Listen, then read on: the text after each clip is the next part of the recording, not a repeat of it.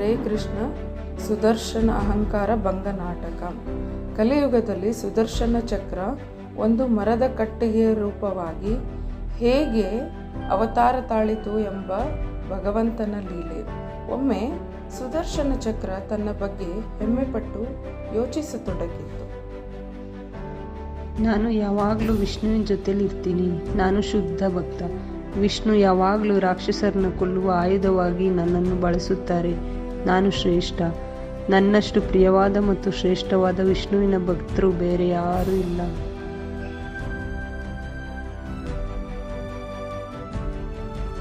ನನ್ನ ಪ್ರಿಯ ಭಕ್ತ ಸುದರ್ಶನ ಚಕ್ರವು ಅಹಂಕಾರದಿಂದ ತನ್ನನ್ನು ತಾನೇ ಶ್ರೇಷ್ಠ ಎಂದು ಭಾವಿಸುತ್ತಾನೆ. ಈ ಕಾರಣದಿಂದ ಅವನು ಈ ಭೌತಿಕ ಜಗತ್ತಿನಲ್ಲಿ ಬೀಳಬಹುದು. ನಾನು ಅವನ ಅಹಂಕಾರದಿಂದ ಅವನನ್ನು ರಕ್ಷಿಸಬೇಕು, ಹಾಗೆ ಅವನಿಗೆ ಪಾಠ ಕಲಿಸಬೇಕು.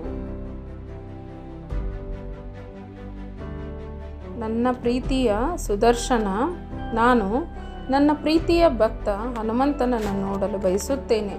ದಯವಿಟ್ಟು ಅವನನ್ನು ಕರೆತನ್ನಿ. ನಾನು ಮಾಡುತ್ತೇನೆ ನನ್ನ ಸ್ವಾಮಿ.